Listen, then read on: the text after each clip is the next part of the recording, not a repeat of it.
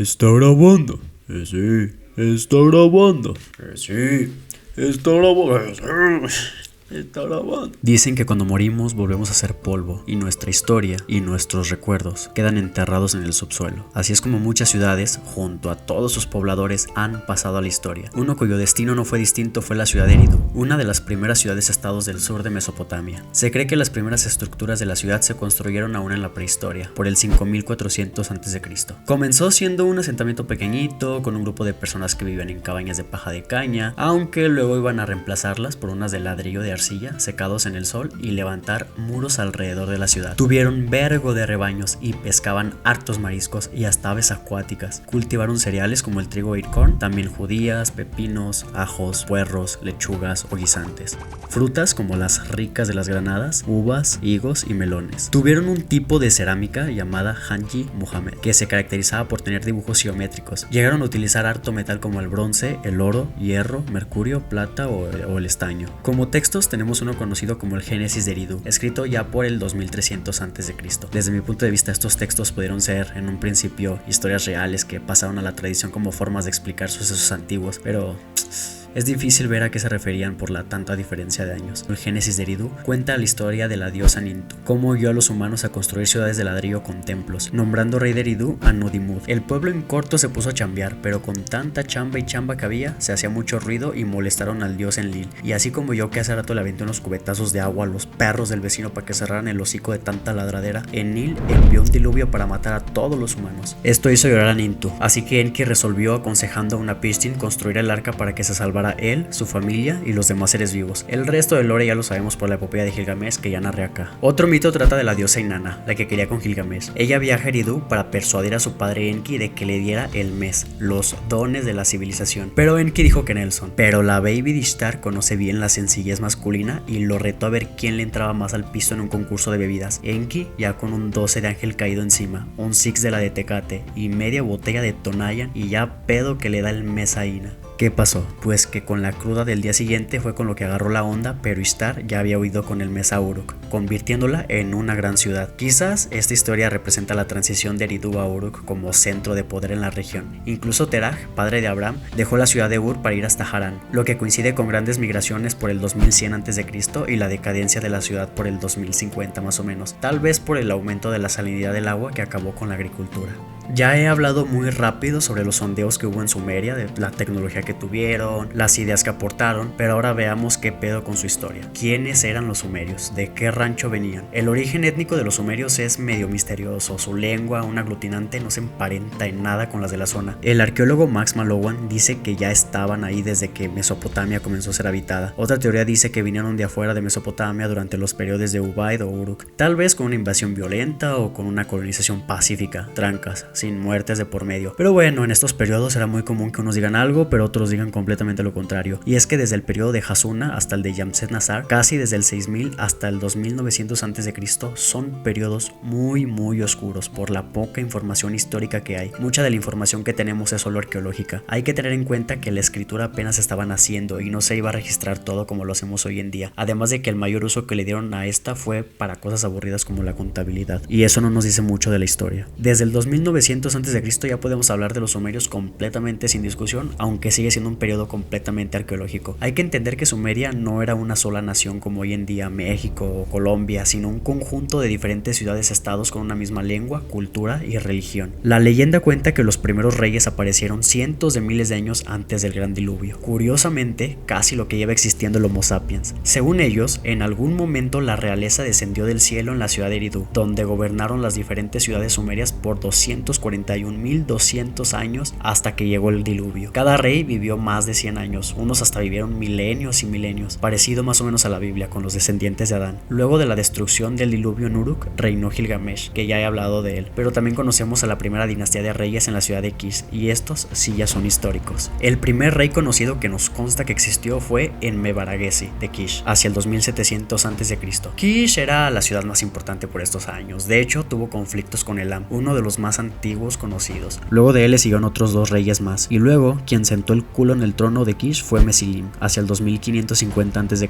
De hecho, fue hasta referee en una de estas primeras guerras, en la de Lagash contra Uma. Pero ahora vayamos a la ciudad de Uruk. La primera dinastía tuvo primero 3 reyes míticos que no se sabe si existieron: Mesquiangaser, Lugalbanda y Dumuzi. Estos fueron antecesores de Gilgamesh, que fue el quinto, hacia el 2700 a.C. Según la lista sumeria, reinó 127 años, no sé de qué se quejaba, si vivió un putero de todos modos. Fue contemporáneo a Enmebaragesi de Kish. Luego a Gilgamesh le sucedieron otros 6 reyes, y luego de eso llegó la segunda dinastía con 3 reyes que ni de pedo voy a pronunciar sus nombres, no quiero invocar un pinche Anunnaki. Luego de estos 3 llegó la tercera dinastía. Esta solo tuvo un rey, Lugal-Sagesi. A este ya lo topamos, ¿se acuerdan? Es el que se chingó Sargón de Akkad. En Ur, los primeros reyes conocidos fueron Mescalamdug y Akalamdug, hacia el 2600 a.C. De esta dinastía destaca la reina Puabi, la que es probablemente la primera reina mujer de la historia. Pero estos reyes, por alguna razón, no salen en la lista real sumeria, sino que fueron encontrados en un cementerio real. Otros 3 reyes de Ur de la primera dinastía fueron 4. Mesanepeda, del 2560 al 2525 a.C., pero con permiso, papi, que ya casi llega Sargón. Sus sucesores fueron unos que tenían nombres bien rancios: Mesquiagumna, Elili y Balili. Luego llegó la segunda dinastía con 4 reyes, pero gracias a Dios sus nombres son desconocidos, güey. Quien sí conocemos a toditos son a los reyes de Lagash. Desde el 2490 a.C. tenemos primero a Urnashe, luego a Kurgal, luego a Genatum, luego a Entemena y otros reyes NPC hasta Urukagina, que si lo recuerdan es el del código jurídico anterior al de Urnamu. Urukagina reinó hasta el 2350 a.C. Fue destronado por el rey de Uruk y Uma, Lugal-Sagesi, que ya para este punto ni pregunten quién era. Lugal-Pendeji reinó del 2340 hasta el 2334, luego de que Sargón le metiera sus sopapos, y fue aquí donde empieza la historia del Imperio Acadio. Pero aguanten.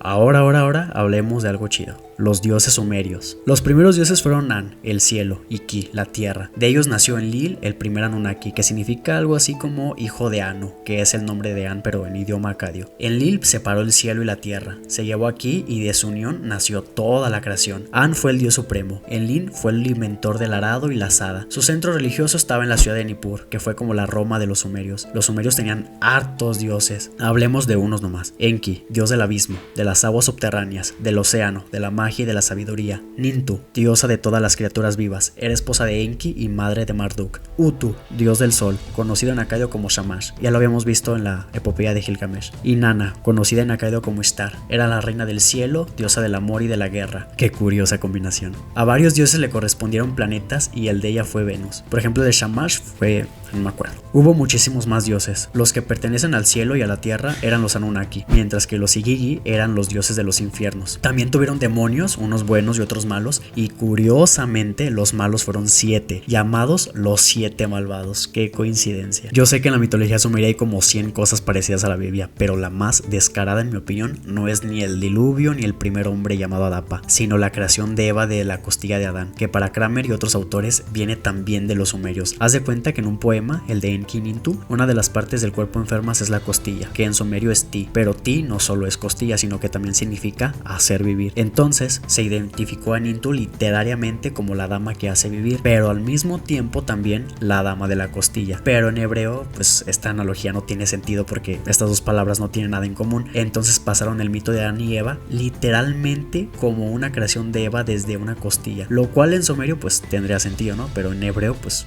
qué pedo, prácticamente perdió su valor literario o analógico cuando se tradujo.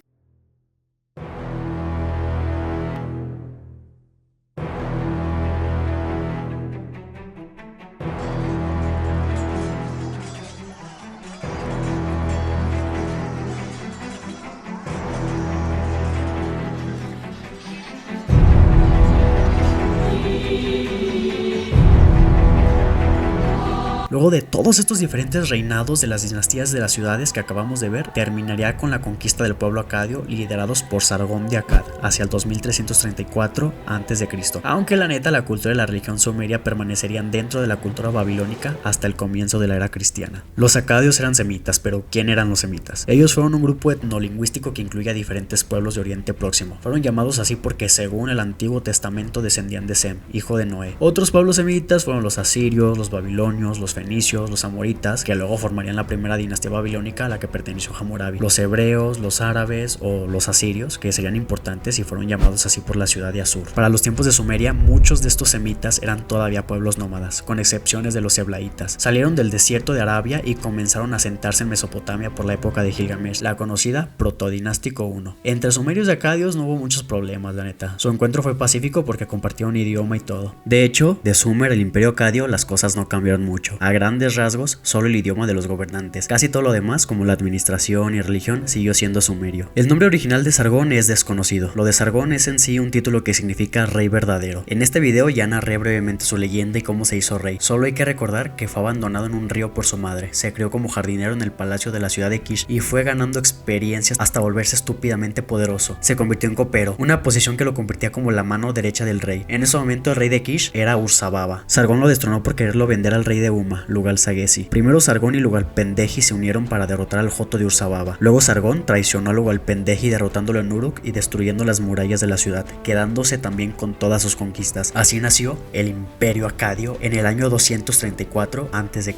Sargón conquistó vergo de ciudades además de las que ya había conquistado Lugal-Pendeji. Si ya has hecho crecer un imperio, sabrás que no es fácil gobernar las ciudades recién conquistadas. No van a querer someterse tan fácil, no van a querer aprender tu idioma, todas esas cosas que pasan. Para eso, Sargón abrió nuevas rutas comerciales. Adoraba a la diosa Ishtar, pero la reemplazó para adorar al dios semítico Dagán, el padre de Baal, que después sería venerado por los filisteos en Canaán. Yo nomás voy soltando mini spoilers para el desmadre que se viene. Sargón conquistó el norte de Mesopotamia y Levante, Canaán y Siria en 4 ocasiones. Incluso se cree que llegó hasta una isla llamada Kupara, que podría haber sido Chipre o incluso Creta. Para mantener sus tierras contó con sus más fieles administradores acadios, los puso como líderes de ciudades y gobernantes de provincias por todo el imperio. Colocó ingenuosamente a su hija, mi novia Enheduanna, como sacerdotisa de Inanna Nur. Así fue como se fue ganando el respeto del pueblo. Sargón también promovió mucho el comercio. Hubo rutas comerciales desde el Valle del Indo hasta el Golfo Pérsico. Se construyeron carreteras, se mejoró la irrigación y hubo un gran desarrollo de las ciencias y de las artes. Hasta surgió el primer sistema postal. No por nada, siglos después, los mesopotámicos llamarían a su reinado como la Edad Dorada de Mesopotamia. Sargón muere finalmente de causas naturales en el año 2279. Fue entonces cuando uno de sus hijos, Rimush, tomaría el trono como sucesor. Fueron 9 turbulentos años el reinado de Rimush. Tras morir Sargón, estallaron revueltas y revueltas en Ur, en Uma, en Adab, Lagash, Ter y Kassala. Pero Rimush no se echaría para atrás. Aniquiló sin piedad a un gran número de personas como respuesta a las revueltas sumerias. Se cree que mató a más de 56,000 personas, esclavizó más de 29,000 y exilió a más de 25,000. Destruyó ciudades sumerias, pero también las mismas acadias, incluyendo Kassala en el río Éufrates. Las atrocidades cometidas contra su propio pueblo fueron intolerables. Se pasó de lanza, me cae. Pero imagino que de que la tuvo difícil,